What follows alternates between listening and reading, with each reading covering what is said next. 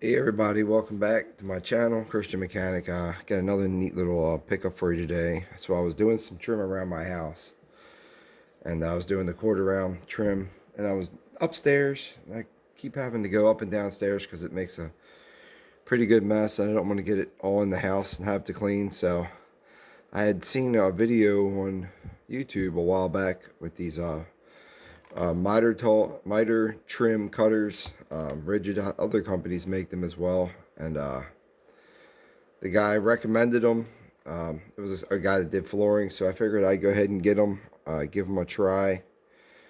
So this one here, these are the rigid miter trim cutters, and it says wood and PVC. And it says cuts quarter round trim. So this is just for quarter round trim. It's nothing else here.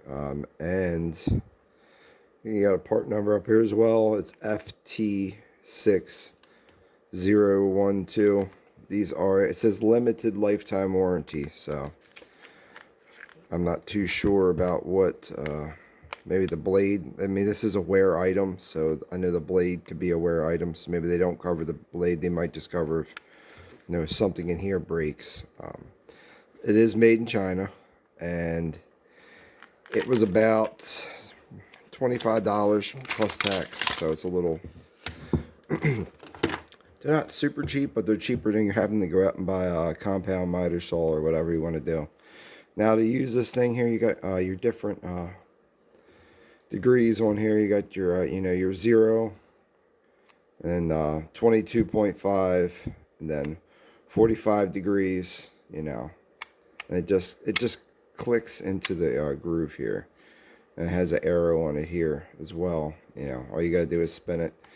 And then the blade here, it does have a lock on it, so you can, you won't cut yourself. Now to change the blade out, only thing I was reading online was people were saying their blades were bending after the first couple of uses. I'm not sure however they were using this.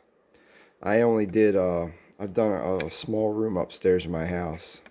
I still got to do the rest of the upstairs, but it was kind of hard to use. Like I said, there's quarter round, but there's different sizes of quarter round. But I'll get into that in a little bit. Just go back over the handle here. It's got a nice rubbery, textured rubber grip on it, so it's not going to slip out of your hands. And of course, you got your name into the handle as well. Looks like, I'm not sure what kind of a steel this is, but it has a coating on it, so I guess it'll help with rust. And then you got some, like I said, you just got some nuts and bolts and stuff in case you got to take things apart to clean it. I don't know what kind of, they sell parts for this to change out. But like I said, I read a lot online where people were not happy with the blade, it not working. Now I used this on the PVC. It worked good, really good on the PVC. It cut it, didn't have any issues with it. But like I said, there's different sizes of quarter round here, and as you can see, these are two different sizes.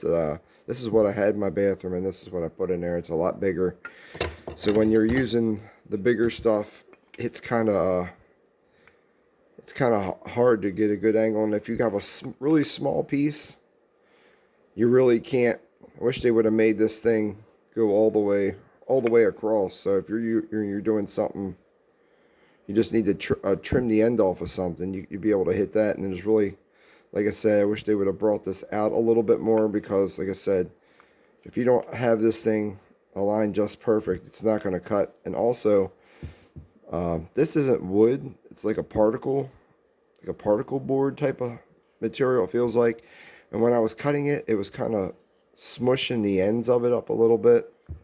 So I'll just give you a little cut it straight here, because see, and as you can see right here, kind of like rips the end of it. The only thing I didn't try cutting was the wood with it yet, but I got this old piece of trim here that I pulled out. We'll try that. Like I said, it cut the rubber, the PVC really well.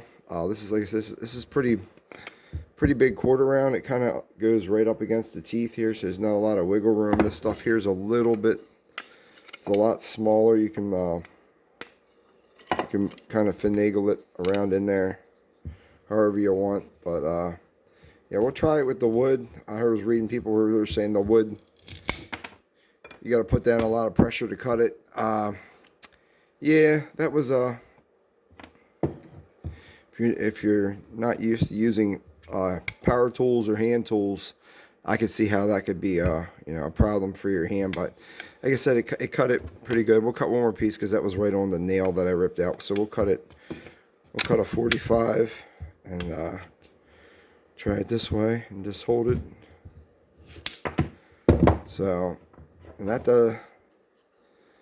cut that just fine. But yeah, like I said, if you don't have this thing exactly, if like I said, it has a little bit of bend or a little whatever, when you go to line your pieces up, they're not going to line up, and then you're going to be like, what the heck? So, I mean, I had that happen to me, and I had to go back and recut another piece just because it didn't line up. So you got to be, you know, take your time with these if you're cutting short, little, small pieces, because if it ain't just right, exactly right on this blade, if you don't have it, it's not going to, your piece isn't going to fit together. You're going to have to put all kinds of extra caulk down and everything else. So yeah, like I said, you're cutting big, long pieces. You can get it on both sides and, you know, sturdy it up and get it straightened up. You'll be okay.